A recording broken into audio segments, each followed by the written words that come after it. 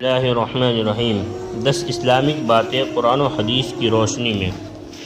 Number 1، اسلامی تاریخ۔ قوم سمود کا ذکر قرآن مجید میں 23 مرتبہ آیا ہے۔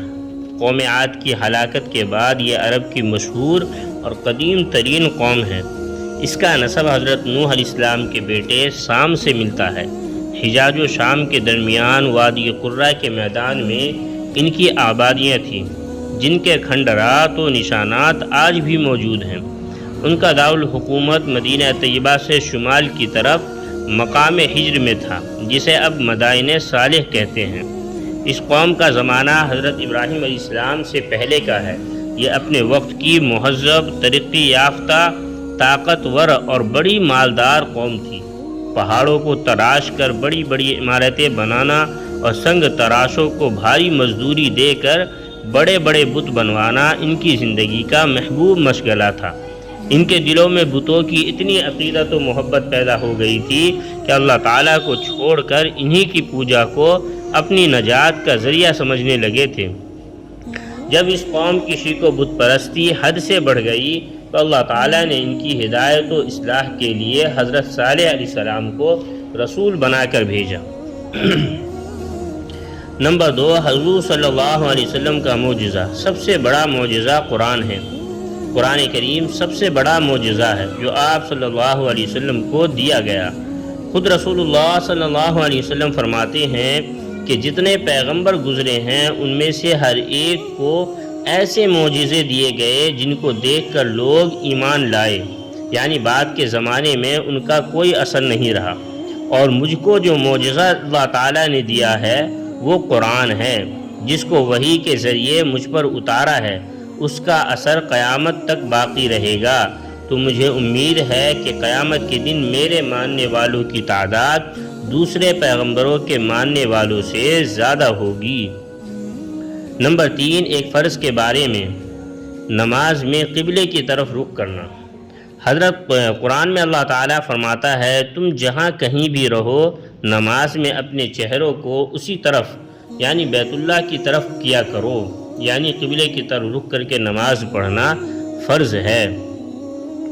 نمبر 4، ایک سنت کے بارے میں۔ رسول اللہ صلی اللہ علیہ وسلم شام کے وقت یہ دعا پڑھتے تھے، امسینا و امس الملک للہ والحمد کلہ للہ لا شریک لہ لا الہ الا اللہ و الیہ المصیر، یعنی ہم نے اور پوری دنیا نے شام کی اللہ کے لیے، اور تمام تعریفیں اللہ کے لیے ہیں، اس کا کوئی شریک نہیں، اس کے سوا کوئی معبود نہیں، اور اسی کی طرف لوٹنا ہے۔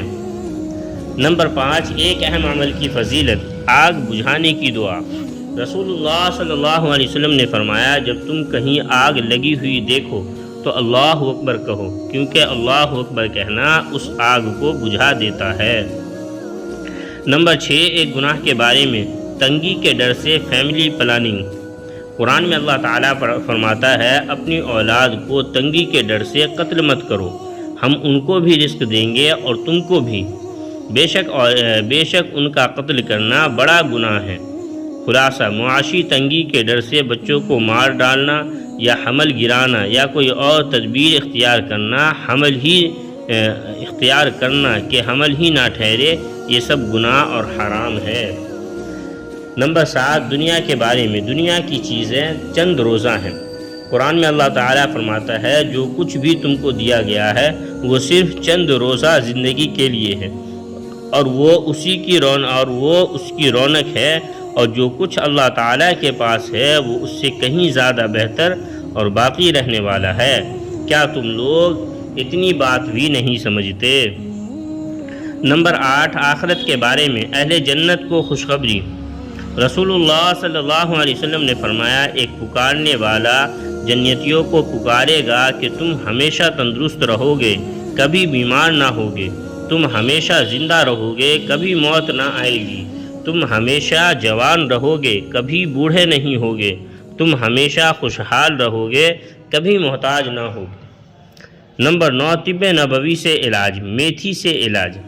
رسول اللہ صلی اللہ علیہ وسلم نے فرمایا، میتھی سے شفا حاصل کرو۔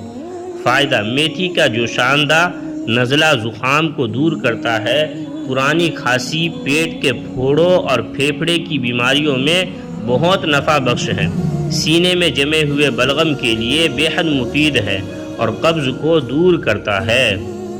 نمبر 10، نبی صلی اللہ علیہ وسلم کی نصیحت۔ رسول اللہ صلی اللہ علیہ وسلم نے فرمایا، مشرکین کی مخالفت کرو، داڑھی بڑھاؤ اور مونچھوں کو خوب کترو۔ اللہ تبارک و تعالی ہم سب کو ان تمام باتوں پہ عمل کی توفیق عطا فرمائے۔